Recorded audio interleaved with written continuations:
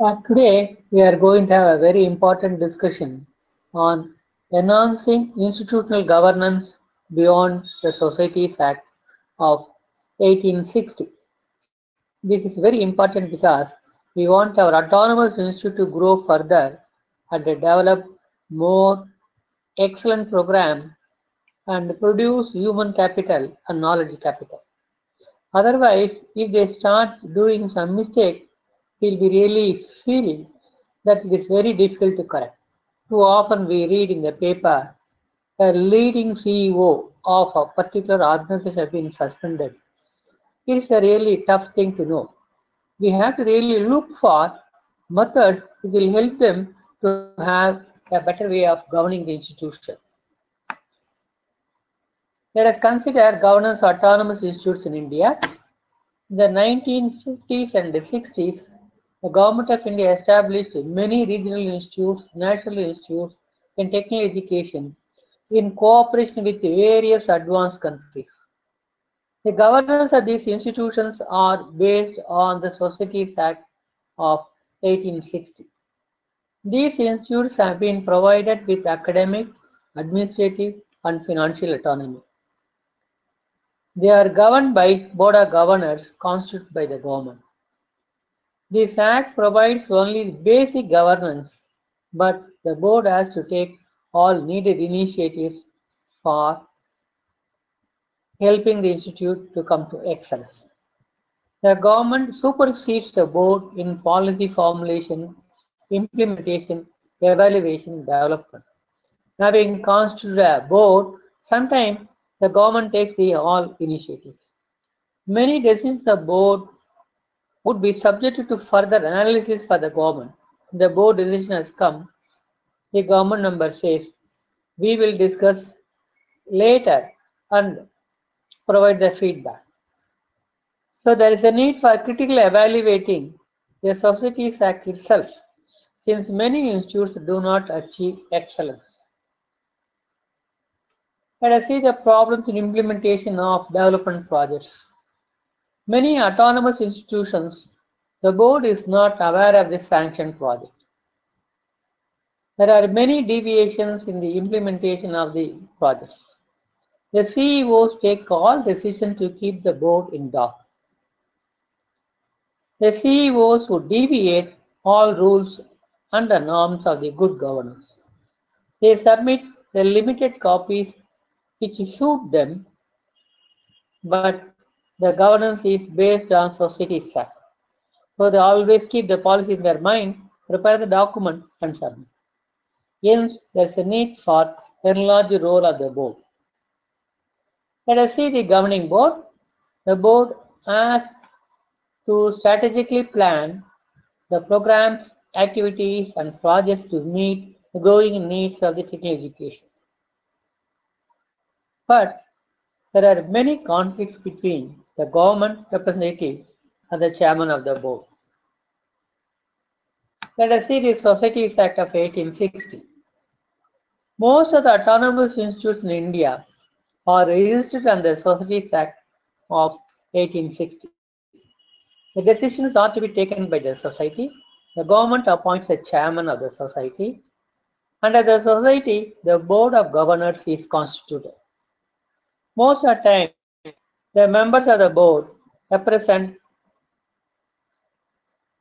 Ministry of Human Resource Development, Integrated Finance of Ministry of Human Development, regional states, All India Council for Technical Education, university, faculty members, industry, and the two other expert members who are nominated based on their expertise.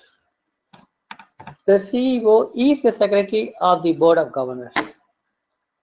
The board prescribes the qualification experience of the faculty or adopt that of AICTE. Let us see the little more about it, the Board of Governors. Memorandum of Administration needs to be registered under Societies Act, where all the members have to sign. The CEO may be a director or dean or principal. He is the secretary of the board. Chairman is the key person. Chairman is one of the key persons Who conducts the board meetings? Maybe the chairman is not there. They may select one of the senior most members to act as a chairman. Board is responsible for planning and development. The service and recruitment rule is to be approved by the board. So the two important things for the board of governors: one, they have to prepare MOA, Memorandum of Understanding, or Memorandum of Administration. This should be registered. So all the things they have to refer to that for maybe the period of or the authority, power, all the things. And the same board provides another rule, what is called service recruitment rule, which is the most important one. All decisions have been taken as per this. Let us see existing committees of the board. Normally, most of the boards will have two important committees. One is the finance committee. This approves the budget, examines the expenditure. Most of the members will be the chairman of the board, will be the chairman. Finance member from Integrated Finance or Ministry of Human Resource Development is another important person. The secretary, that is chief executive officer, maybe a dean or a director or principal, he will be the secretary. So he has to prepare the total expenditure.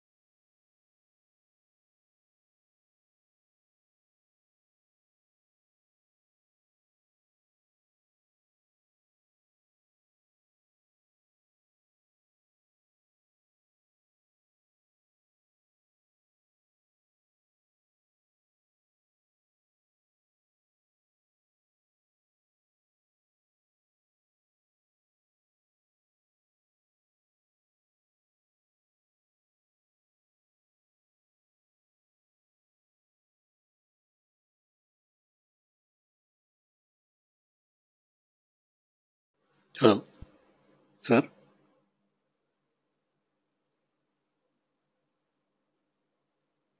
Hello, sir. Your audio is not coming.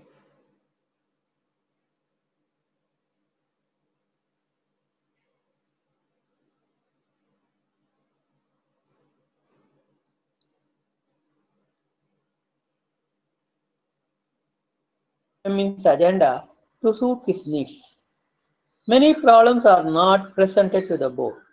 Even the policies of the new programs suggested by the ministry are not presented. Let us see the global practices. This is the right time to understand what really occurs in most of the countries. Let us consider most important one. Nave and Van Gucht in 1994 brought out a model termed as autonomy with accountability for institutional governance and management in higher education in USA. Hall, Lingenfelter, and Richard Nowak and Richard Legun suggested that implementation of regulatory laws to improve the performance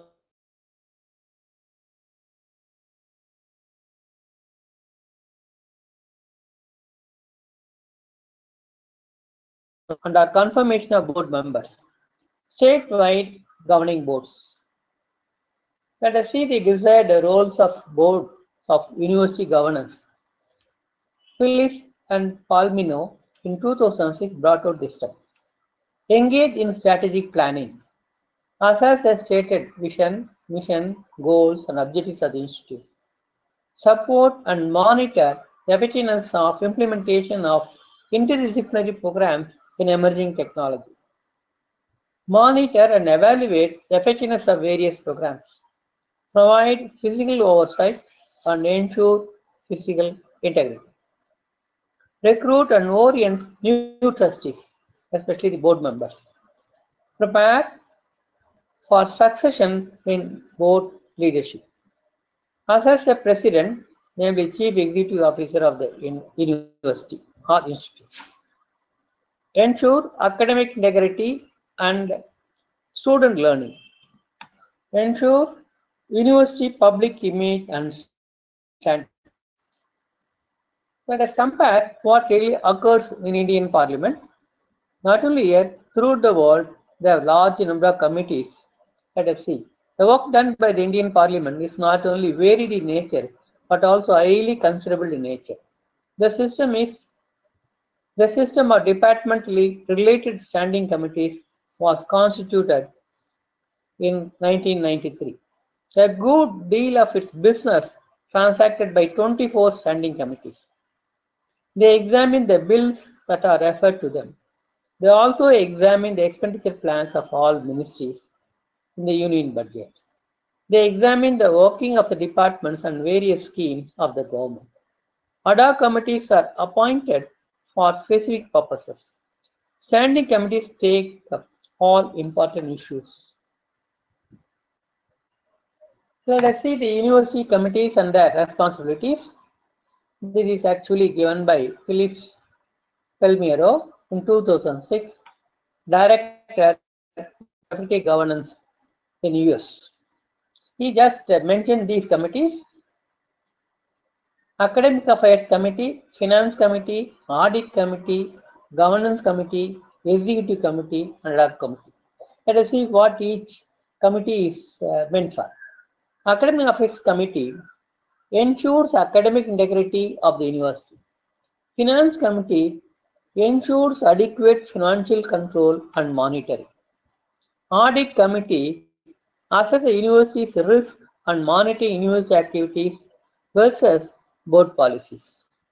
Let us see the Governance Committee assesses the board's needs in terms of trustees. Executive Committee, it develops agendas with input from all members and acting on emergency issues. Ad hoc committees mostly look for such important things like a presidential selection and assessment of other needed committees.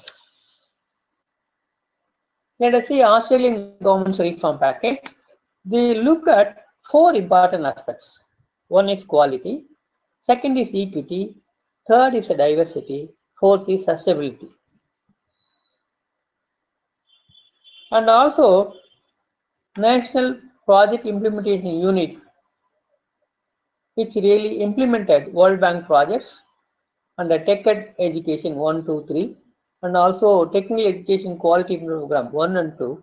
They brought out an important document and guideline on the governance. The 4 important aspects really: primary accountabilities of the board of governors, key attributes of governing bodies, effectiveness and performance review of governing bodies, regulatory compliance. Let us see the expected overall outcome. Integrity in the appointment of faculty and chief executive officer, accountability, contribution to growing economy, transparency in all institutional decision-making processes, institutional development and reaching excellence, interdisciplinary, multidisciplinary programs and projects, outstanding knowledge and human capital. Let us see the cases. I took more than 24 cases, selected, discussed with the various members, and identified that really occurred. A set of 25 courses were identified from various autonomous institutions which are under Societies Act of 1860 and governed by Board of Governors. Let us see what are the problems we faced. The deviations are selected and classified as follows. 1. CEO is not faithfully implementing the guidelines of the board or government. He unilaterally took decisions to close down various departments in one institute. He did not follow the recruitment rules. He did not communicate major policy decisions to the governing decisions of the government to the Board of Governors. Did not follow the norms and standards for implementing construction activities or purchases or the things. He devoted his favorite coteries to overseas program. There is no scrutiny on his deviations. Most of the time we see shocking things. A CEO has been suspended or dismissed. Court case has come. People are going on a strike. I think we should avoid all those things. We have to look into the finer details. Let us see stop jungle drafts. Board has to stop jungle drafts through focus committees to ensure excellence. Let us see role of the Board of Governors. Constitute various committees and judge their performance. Prevent their recurrence. Build a responsive administration. Evaluate the progress. Ensure excellence. Ensure equity. Let us see what is required for Indian situation. Let us really consider various committees.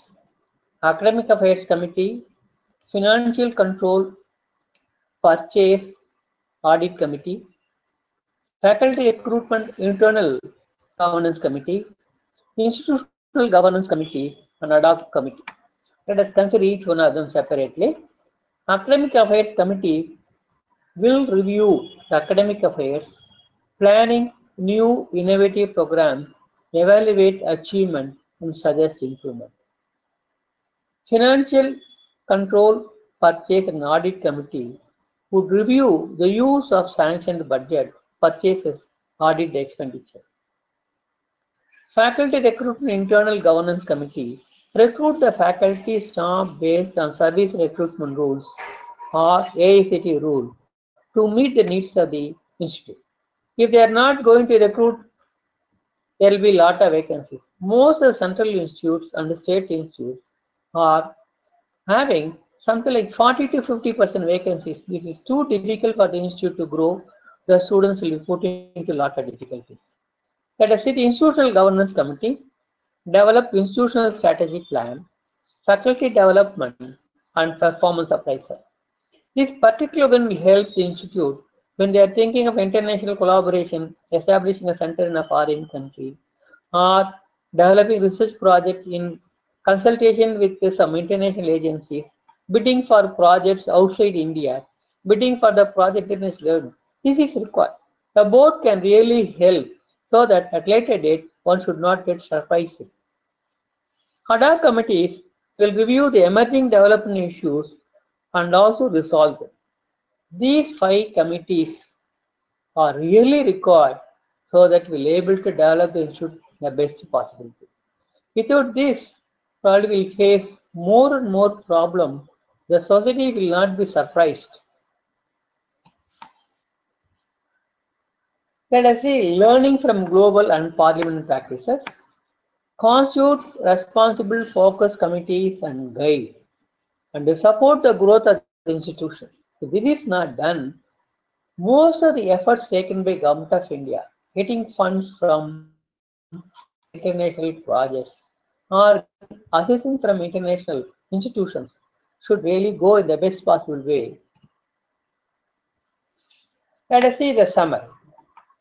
The research addressed vulnerabilities in institutional administration through set of selected cases, build response capacity through 5 committees which are very consistent with the global practices.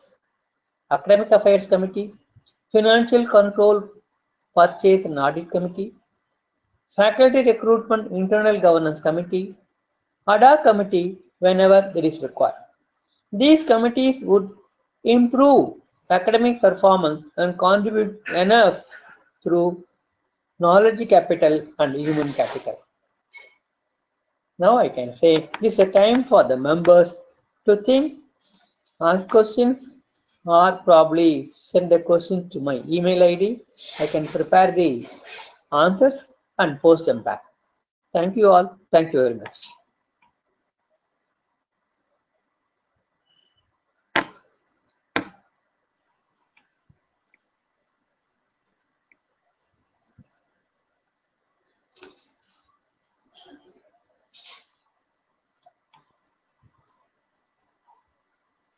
Are we getting the questions from the participants? We will give them 1 or 2 minutes, sir. Okay, 1 or 2 will be excellent. Maybe rest of the questions probably Mr. Sridhar can collect and post to me as we did in the earlier one, so that I can prepare a very complete answer so that all can share the answers. Of course, you can also generate better answer than me in many situations.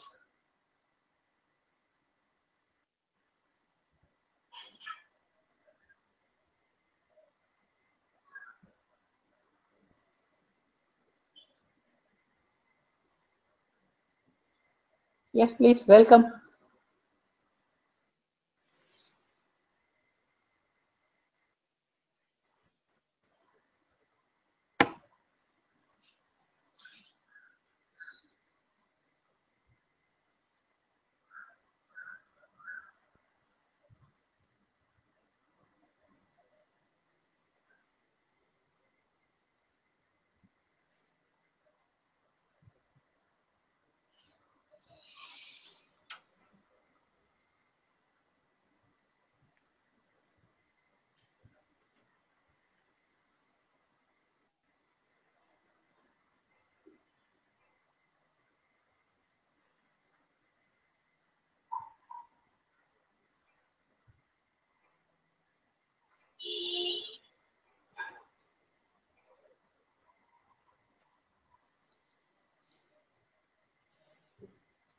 Let us have some questions based on your feedback.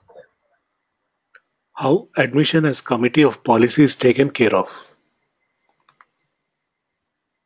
In the case of committees, probably they can see the development that are taking place and also the way in which the government is planning various departments, industrial estates, maybe improving Make in India, all this. Probably they can help the institute so that they will be able to form additional, they can provide additional funds and also look into the needs of the growing departments. Maybe we can say Academic Affairs Committee can really provide a lot of assistance to the institute where they can really prepare a new program, new projects, new department, new extension centers, establishing a center in the industrial estate for consultancy. These things can do. If we are not having this kind of situation or this kind of mechanism, the head of the institute has to prepare and submit to the board, it will go to government. It takes long time for implementation. Probably we can reduce the bureaucracy and also red tapeism. These committees will really take a lead, not only helping the institute and also bring success for the government policies, provide trained manpower with excellence to take up that part. Especially when we consider Make in India, it really demands well prepared engineers for design, manufacture, and also maintenance. In every branch, we can really evaluate the curricula and also develop the people, develop the programs and projects implemented. In 1980s, we prepared a modern curriculum for the state of Karnataka. It took almost 1.5 years. At the time of handing over, the people said we don't have resources. We must really have the resources and faculty. Only after getting the World Bank Project 1 in 1992, they were able to implement it. Probably we can say this will provide a lot of guideline to the government also in allocating funds or utilizing the funds and also develop the institute towards the growth and development. Otherwise, if you are going to prepare everything and maybe submitting and then waiting for them, there should be something like a meeting point. Both should come from the government and board, and the institute has to work on that part. These committees will provide lot of assistance.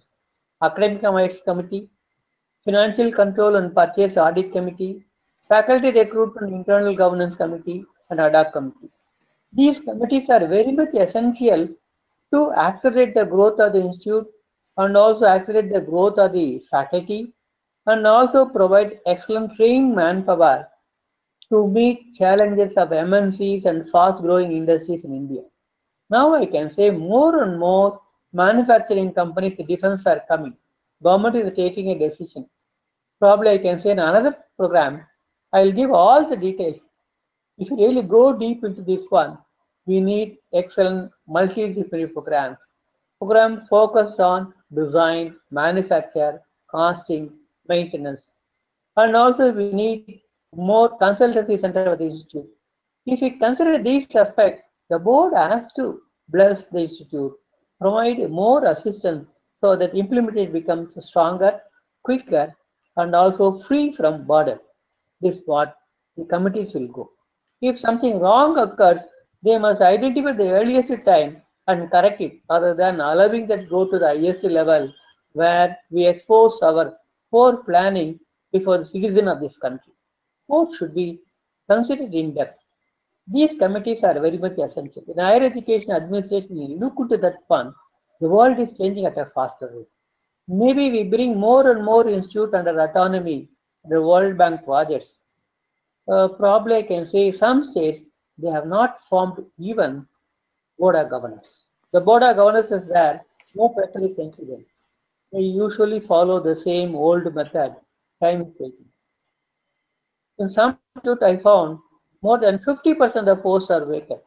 It's really dangerous for the growth of the students and programs. All these things can be solved through these committees. We can see how the parliament through the world really focus on such committees and taking in-depth decisions and also helping the government to resolve the problems and issues.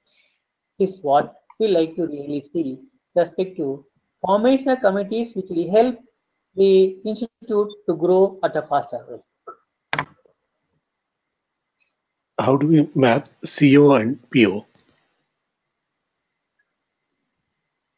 The chief executive officer of the institute should be specialist in planning, design, development. In addition to his own areas, he must really see the global development.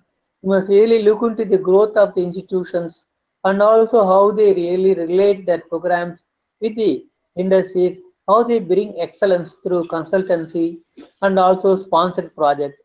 The CEO should really have something like a full responsibility for assessing the needs and also transferring those needs to the institute and develop the programs, projects, faculty and students. The CEO requires a lot of assistance and there should be number of senior faculty focus on each area. They must help it. And also the government should provide more assistance for that kind of activity through the board. The board really should help and also decide so that once the board gives the final signal, the government should be able to implement or provide funds. Otherwise, again the paper goes to headquarters. I don't think they will be able to get such a specialist in the shortest time to help. So these are the things that we can really consider how CEO can be assisted maybe with the faculty, maybe with the senior faculty, look into that part. Industry look into two angles, chief knowledge officer, chief learning officer. Chief knowledge officer always look into the competition, growth, technology development, all the things. Chief learning officer considers how best we can take up a new program projects, new areas, develop the faculty, all the things. So we need both. We consider some of the best institutions today in India, they already gone for centers of excellence and also they established number of centers and they really take up the design development. They already reached excellence at international level. In my view, more than 100 institutes can be brought into that kind of category within 5 years. Maybe 200 institutes can be brought to that kind of level. What we require a focused learning, growth, and also committees which can assist them, develop them to shorten their time, and also get the final approval the quickest way. In which committee and how can industrial experts contribute? In the case of industrial experts, we can say that today India is moving towards the right direction. We have number of new projects, defense projects, maybe development of aircraft, helicopters, or ships.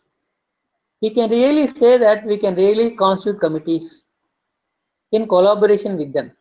Maybe we can say naval architecture can work with L&T, or if you have aeronautical engineering, they can work with HAL, NAL, and whenever they think of developing mechanical engineering forging, maybe we can consider how equipments can be rightly selected, used, tested, and also metallurgy composition. So there is a vast opportunity. Once we have the expertise ready to collaborate, industry will come forward. In Chennai, we developed a number of programs for automobile industries, maybe in the year 1980s and 90s, to develop better products using existing resources. We just prepared change plans, equipments, methodology of training the people, reducing the time, and also reducing the cost of production, and also looking into how best they can improve. Today, these companies become global companies who are supplying the components to various American industries and others. They really come up. So first we must ready to learn on the job, maybe through interdisciplinary, multidisciplinary, and also look into the needs of the industries. Industries really come forward once we show our expertise, then we can really do that. Then we can redesign our PG program, bring number of components like research, which will be really helping them. Every PG research work can be taken from an industry. We can work for 6 months or 8 months, finally give a solution. They'll be very happy to implement it. We can also involve them in the process of design. So this is the one. The committees can provide a lot of help so that we can go in the right direction.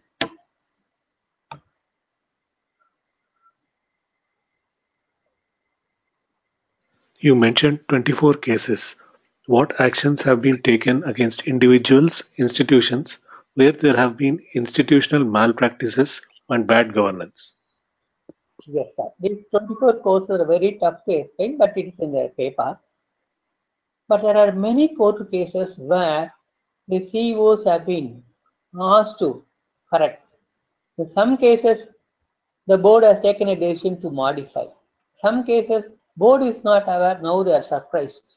Some cases, they feel unless they have appropriate committees who can really evaluate at the earliest stage, and later we can avoid such things. Probably if there's a committee look into the purchase and building all the things, they can really point out that to follow the government rules, norms, standards, they cannot deviate. So that is the right place for correcting them.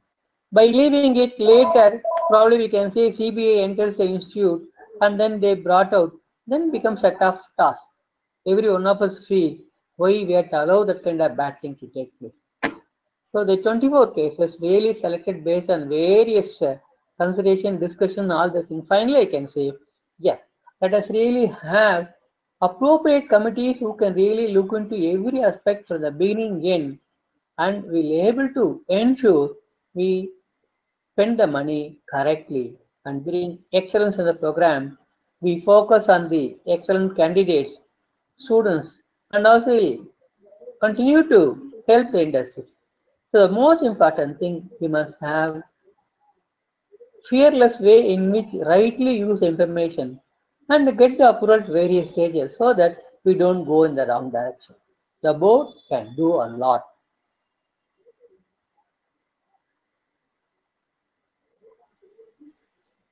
Now I can say with the guidance of a World Bank project, especially take you to, they brought out the manual how the board can act.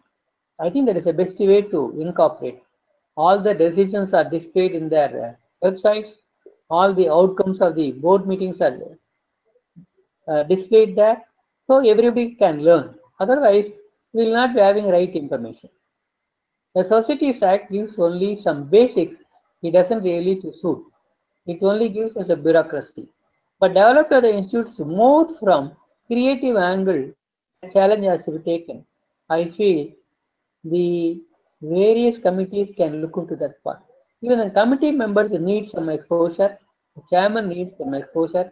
Probably they can all meet and say, we will work on this, so that they can develop right people who can enter the institute and do this. On which committees should external industrial experts join? See, in the case of program development committee, testing committee, product development, consultancy, we can really say that each institute can work towards particular product. Maybe if there are large number of automobile companies, we must start bachelor degree, master degree, and also doctoral degree. And these industry members can also send their faculty, their employees to undergo the PG program, design development, and also we can develop number of action-oriented software towards the needs of that one. We can take a sponsored project. We can really provide advice to them. So once we really open the gate with the idea, and also we can listen to them, expand the activities in the institute, new programs, new projects, really they will provide a lot of help to the industry. Industry will also look for excellent people who can do this. So it really requires certain amount of focus on problems, industrial needs, certain amount of industry-institute interaction, all these things. There's another paper which provides all these things in depth. Probably we'll be having another uh, seminar or other things where we can really discuss all these things in total.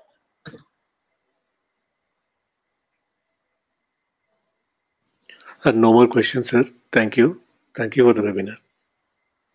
Thank you very much. Thank you all. If there is further questions, please send them. I will provide certain basic answers on which you can develop further. Thank you all. Thank you very much. Thank you, sir.